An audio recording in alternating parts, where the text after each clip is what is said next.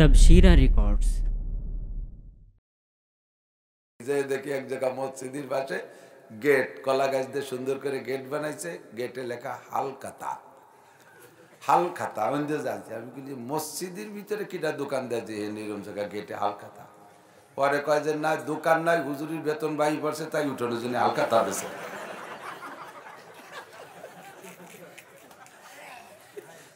দেখছেন কোন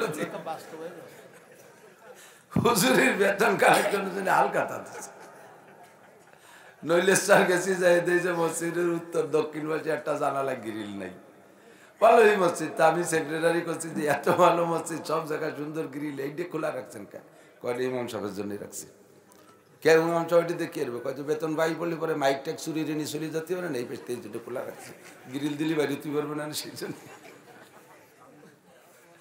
এই যে দুনিয়ায় তন হামাশ দাগ দাগ পুম্বা কুজা কুজা রে হাম এক দিলে মান সদা রেজু দিলবা কুজা কুজা রে হাম, সারা গা ক্ষত বিক্ষত ঔষধ দেব কোন জায়গায়? বড় বড় ওলামায়ে কেরাম স্টেজে, হুজুর তো আমার উস্তাদদের সাথী, হুজুর আমার চেয়ে অনেক সিনিয়র, আমার উস্তাদদের সাথে হুজুরের কাছে পড়তে সুযোগ, আমার সাথীরা পড়ছে। মৌলানা মিরাজ হুজুরের ছাত্র, হুজুরের কাছে পড়ছে, সে আর আমি এক ক্লাস ফ্রেন্ড। মৌলানা আতাউর আমার মাদ্রাসার মুহাদ্দিস, আমরা একসাথে হুজুরের ছাত্র, হুজুর আমার উস্তাদদের সাথী। কাজেই হুজুরের সামনে বলতে গেলে হিসাব নিকাশ করে বলা লাগবে। মুহাদ্দিসিনে কিরাম জানে হাদিসের কিতাব এবং ফিকার কিতাবের একটা তরতিব আছে, লেখার একটা সিরিয়াল আছে। কষ্ট হচ্ছে আপনাদের? কিতাব লেখার তরতিব সিরিয়াল হলো, শৃঙ্খলা হলো, সাজ কেমন। আগে এক এক কিতাবের এক এক মুসান্নিফিনদের এক এক তর্জ। কেউ হাদিসের কিতাব লিখতে গেলে কেউ ওহির বর্ণনাটা আগে আনছে, তারপরে কিতাবুল ঈমান, তারপরে কিতাবুল ইলম, এরপরে কিতাবুত তাহারাত, এরপরে কিতাবুস সালাত। আমি কিতাব কিতাব করে বলতেছি আর আপনি বলতে টের পাচ্ছে না। প্রথম ঈমান সংক্রান্ত আলোচনা ইমাম বুখারী আনছে কিতাবু কাইফা কানা বাদুল ওহী। ওহির মাধ্যমে যেহেতু সারা দুনিয়া এলেম আসছে, এই জন্য ওহিটা হুজুরের কাছে কিভাবে আসতো উনি সেটা দিয়ে শুরু করছেন বুখারী শরীফ। অন্যান্য কিতাবের মধ্যে কিতাবুল ঈমান আগে আসছে, যেহেতু মানুষ ওহিকে বিশ্বাস না করলে তারপরে ওহির মধ্যে কি আছে তা তো আর দরকার নেই, আগে তো ওহিরে বিশ্বাস করতে হবে, ঈমান ঠিক করতে হবে।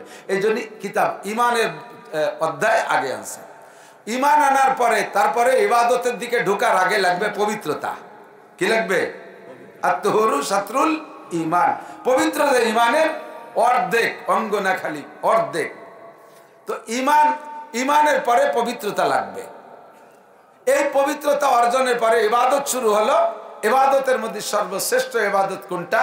আউয়ালু মা ইউহাসাবু বিহিল আবদু ইয়াউমাল কিয়ামাতিস সালাহ, খামসু সালাওয়াতিন ইফতারাযাহুন্নাল্লাহ, আকিমিস সালাতা তারাফাইন নাহারি ওয়া যুলাফাম মিনাল লাইল, ইন্নাল হাসানাতি ইউযহিবনাস সাইয়্যাত, যালিকা যিকরা লিয-যাকিরিন, মান হাফাযা আলাস সালাওয়াত। প্রচুর হাদিস আছে নামাজের পক্ষে। সর্বশ্রেষ্ঠ কথা হলো কিয়ামতের ময়দানে মুমিন আর কাফের ভাগ করার পরে কাফেরদেরকে বিনা হিসাবে জাহান্নামী, ফি নারি জাহান্নামা খালিদিনা ফিহা আবাদা।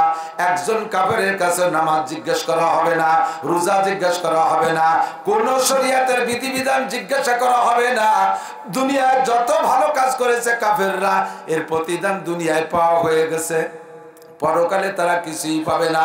আল্লাহ নিজেই বলেন, মান কানা ইউরিদু আরসাদ দুনিয়া নুতিহি মিনহা ওয়া মা লাহু ফিল আখিরাতি মিন নাসিব।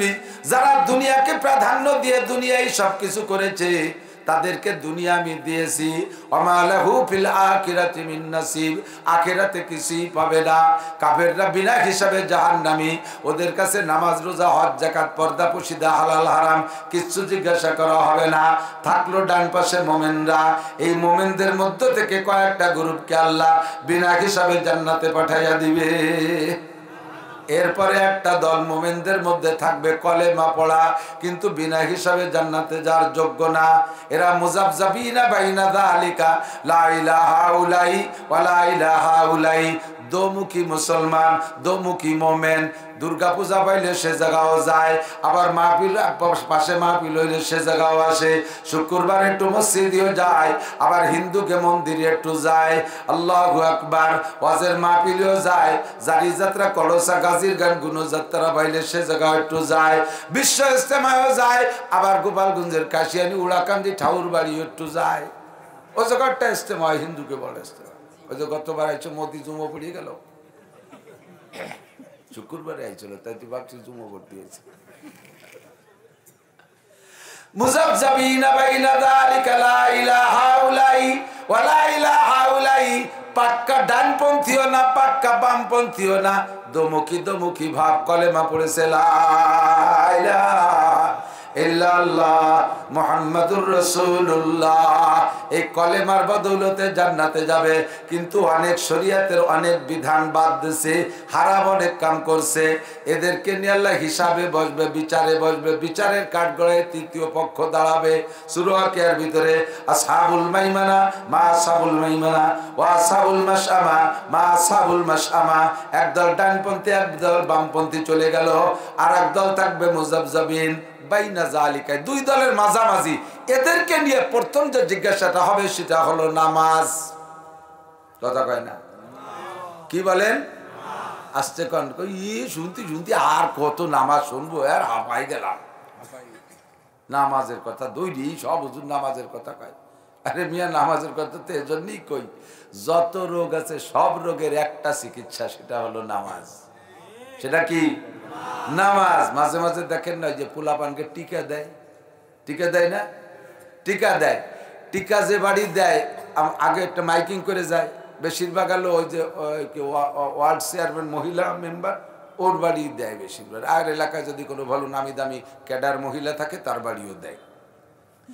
তো এই ক্যাডার মহিলার যে বাড়ি টিকা দেবে, টিকার পয়েন্টের ওই বাড়ির গেটে বাইরে দেখবেন একটা হলুদ কাপড় টানানো আছে, দেখছেন না?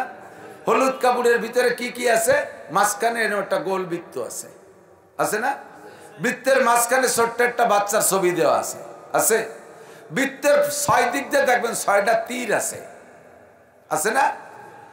এই 6টা তীর আর বৃত্ত আর ব্যানারটার এর ব্যাখ্যা কি? ওরা কোন ব্যাখ্যা কি আছে জানি না, আমি যেটা বুঝি সেটা হলো এই ব্যানারটা হলো দুনিয়া, পুরো ব্যানার দুনিয়া। এর ভিতরে বৃত্ত যে গোলটা, এটা হলো হায়াতের এরিয়া, এটা হায়াতের এরিয়া। মাঝখানে মানুষটা মানুষ। এই মানুষের দিকে হায়াতের এরিয়া ভেদ করে পৃথিবীর থেকে 6টা রোগ ওর দিকে আক্রমণ করে। এই 6টা রোগরে ঠেকানোর জন্যে যদি রোগ 6টা ঢুকে যায়, যেমন তার মধ্যে একটা পোলিও, একবার পোলিও ধরে বসলে সারা পৃথিবী ব্যাপী খালিও সুস্থ হবে না। আমার বড় ছেলেটা পোলিও আক্রান্ত, বিছানে পড়া, 26 বছর, কোথাও গতি পারে না, উঠতে বসতে পারে না, কত বিপদ তারে নিয়ে। একবার পোলিও আক্রান্ত হয়ে গেলে আর কোনো চিকিৎসায় কাজ হবে না। এরকম 6টা রোগে তার দিকে রোগ করছে, তার ভিতরে ঢুকবে। এই 6 রোগের যদি একবার ঢুকে পড়ে আর চিকিৎসা হবে না। এই জন্য সরকার মেডিকেল সায়েন্সের বিজ্ঞানীদের মাধ্যমে গবেষণা করে একটা টিকা বানাইছে, যেই টিকাটা দিলে 6টা রোগ ঢোকে না, 6 রোগের হাত থেকে বাঁচা যায়। আল্লাহ পাক রব্বুল আলামিন বলেন, এই গোটা দুনিয়ার জিন্দেগিতে তোমার হায়াতে, গোটা দুনিয়া হলো দুনিয়া, এর ভিতরে তোমার হায়াতের একটা বাউন্ডারি আছে। এই হায়াতের বাউন্ডারিতে 6টা জিন্দেগি, তোমার ব্যক্তিগত জীবন, পারিবারিক জীবন, সামাজিক জীবন, অর্থনৈতিক জীবন, রাজনৈতিক জীবন, আন্তর্জাতিক জীবন। এই 6টা জীবনের থেকে তোমার ভিতরে 6টা, 6,000,6,00,000,6 কোটি রোগ ওই 6টা লাইন দিয়ে তোমার ভিতরে ঢোকার চেষ্টা করবে। এই 6 লাইনের যত রোগ আছে, সব রোগের হাতের থেকে যদি বাঁচতে যাও, সুদের রোগ আছে, ঘুষের রোগ আছে, জিনার রোগ আছে, ব্যভিচারীর রোগ আছে, আলটেলা রোগ আছে, জাল দলিলের রোগ আছে, মিথ্যে সাক্ষীর রোগ আছে, মিথ্যে মামলার রোগ আছে, ভোট চুরি করার রোগ আছে, মানুষকে ঠকানোর রোগ আছে, সুদের রোগ আছে, ঘুষের রোগ আছে, মদ গাঁজার রোগ আছে, জিনা ব্যভিচারীর রোগ আছে। দুনিয়ার হাজারো রোগ এই 6 দিক দিয়ে আসবে। 6 রোগের থেকে যদি তুমি বাঁচতে চাও, তাহলে একটা ইবাদত, ইন্নাস সালাতা তানহা আনিল ফাহশাই ওয়াল মুনকার, একটা মাত্র টিকা, সেই টিকাটার নাম হলো নামাজ। নামাজ যদি ঠিক করে পড়ো, সব রোগ থেকে বাঁচতে পারবা।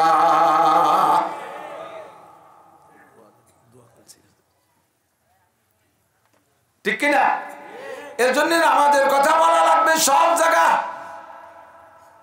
নামাজ যদি কের ভিতরে সেট হয়ে যায়, এদিক তাকান, রোজার নাম রাখো, হজের নাম করো। বলেন রোজা, রোজা, হজ, যাকাত দাও, নামাজ পড়োর আরবি হলো ইকরা। অথচ কোরআন শরীফে যত জায়গা নামাজের কথা আছে, ইকরাউস সালাত কোন জায়গা নাই। নামাজের সাথে আছে আকিমু, কায়েম করো। কায়েম করোর মানে হলো বাস্তবায়ন করো। কায়েম করো মানে কি? খেয়াল করেন, কায়েম করোর মানে নামাজের একটা বাস্তবতা আছে, সেই বাস্তবতাকে বাস্তবায়ন করো। নামাজের বাস্তবতা কি? নামাজের বাস্তবতা আল্লাহ পাক বলেছেন দুইটা। একটা হলো তানহা আনিল ফাহশাই ওয়াল মুনকার, নামাজিকে সব আকাম থেকে নামাজে বাঁচায়।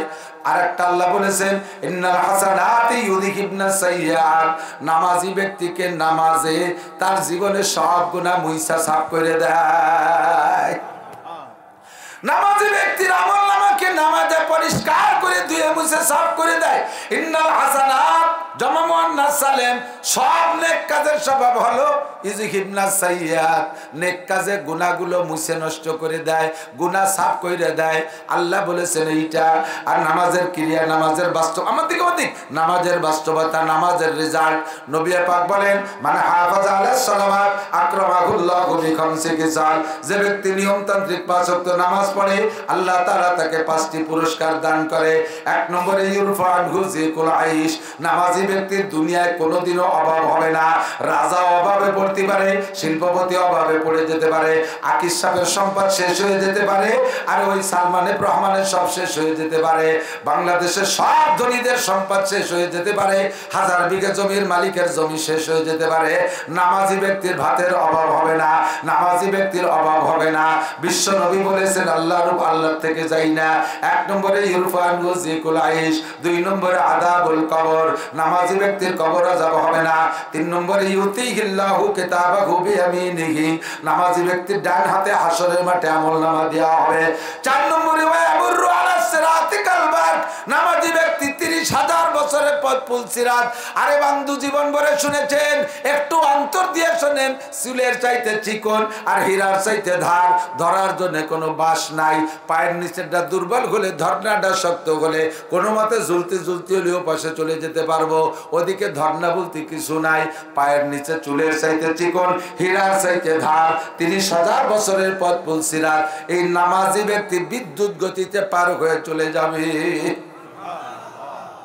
পুল সিরাত পার হওয়ার পরে বিশাল ফাঁকা মাঠ, বেস্টে খুঁজে পাচ্ছেন না, আপনার বেস্টে কোন দিক রাস্তাঘাট পাচ্ছেন না, ও জায়গা করে ট্রাফিক লাইটে তার কাছে শুনে যাবেন।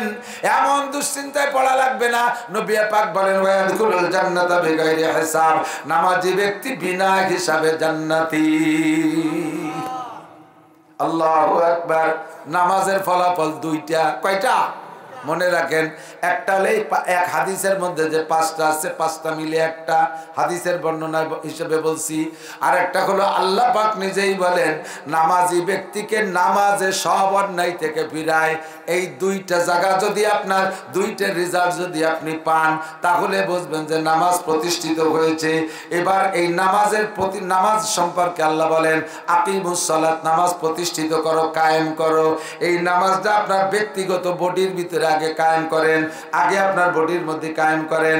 নামাজ যদি আপনার চোখের মধ্যে কায়েম হয়ে যায়, খেয়াল করে না, নামাজ যদি আপনার চোখের মধ্যে কায়েম হয়, তাহলে আপনার চোখ দিয়ে কোনোদিন টেলিভিশন দেখতে পারবেন না, আপনার চোখ দিয়ে ফেসবুক আর ইউটিউবের ল্যাংটা ছবি দেখতে পারবেন না, আপনার চোখ কোনো পরনারীর দিকে তাকাবে না, পরের সুন্দর দালান কোঠা, গাড়ি বাড়ি, জায়গা জমির দেখে আপনার চোখের মধ্যে লোভ আসবে না। এই নামাজ আপনার চোখের মধ্যে কায়েম হলে সব জায়গা থেকে আপনার চোখে কন্ট্রোল করবে। যখন আপনার চোখ খারাপ জায়গা নজর করার থেকে কন্ট্রোল হবে, বুঝবেন যে আপনার নামাজ চোখের মধ্যে কায়েম হয়েছে, কিন্তু জবানে কোনো কন্ট্রোল হয় নাই। জবানে চুরা টাকা খাইতে মনে করে, চুরা ডাকাতি করা টাকা খায় জিহ্বায়, মদ খায় জিহ্বায়, গাঁজা খায় জিহ্বায়, বিড়ি খায় জিহ্বায়, হারাম খায় জিহ্বায়, সুদ খায় জিহ্বায়, ঘুষ খায় জিহ্বায়, অকথ্য ভাষায় গালাগালি করে জিহ্বায়, গীবত শিকায়ত কথা বলে জিহ্বায়। নামাজ আপনার চোখে কায়েম হয়েছে, খারাপ জায়গা চোখ যায় না, কিন্তু এখনো জিহ্বা কন্ট্রোল হয় নাই, বুঝবেন যে আপনার জিহ্বার মধ্যে নামাজ প্রতিষ্ঠিত হয় নাই। কিছুদিন পড়তে পড়তে জিহ্বা কন্ট্রোল হয়ে গেছে, হারাম খাবো না, কথা কন না কেন? হারাম হুজুর বলে মাইয়াত বলি মা বাইনা লাহিয়াইহি ওয়া মা বাইনা রিজলাইহি আজমাল্লাহুল জান্নাহ। হে আমার বন্ধু যুবকরা, তোমরা একটু লক্ষ্য করে শোনো, বুড়ো গেওয়াজ আমি কোনোদিন করি না, কারণ বুড়োরা এমনি মুনিশি হয়ে গেছে, হাত পায়ে বল নাই, হাঁটুতে জোর নাই, কোমরে বাহু বল সব শেষ হয়ে গেছে, ঠ্যাং একখান কবরে, চাকা একটা পাংচার হয়ে গেছে, দাইয়ে পাইয়ে মুনিশি হয়ে গেছে, ভালো হয়ে গেছে। এখন আর বুড়ো গেওয়াজ লাগবে না, সমাজের আংটা ধরে উঠো আর নামাও তোমরা, হাসিনেরে উঠো, খালেদারে ডুবো, খালেদারে উঠো, হাসিনেরে ডুবো, তাই যাই করো সব তোমরা করো, যুবকরা করো, সমন্বয়ক তোমরা, তোমরা ভালো হলে সমাজ ভালো। এই জন্য তোমাদেরকে বলি আল্লাহু আকবার, আমার দিক তাকান, তোমার নামাজটারে চোখের মধ্যে কায়েম করো, তারপরে তোমার জবানের মধ্যে কায়েম করো। হুজুর কয় মাইয়াজমাল লিমা বাইনা লাহিয়াইহি ওয়া মা বাইনা রিজলাইহি আজমাল্লাহুল জান্নাহ। মাত্র 2টি অঙ্গের জিম্মাদারি নাও, অনলি 2টা। কয়টা? আরে কথা কয় না, 200, 2000, 2, যত কঠিন হোক 2 তো, একটা 2 কি এতে কি হবে? অঙ্গ কয়টা? 2টা। গোটা জান্নাতের জামিন হয়ে গেলেন বিশ্বনবী, বলেন সুবহানাল্লাহ।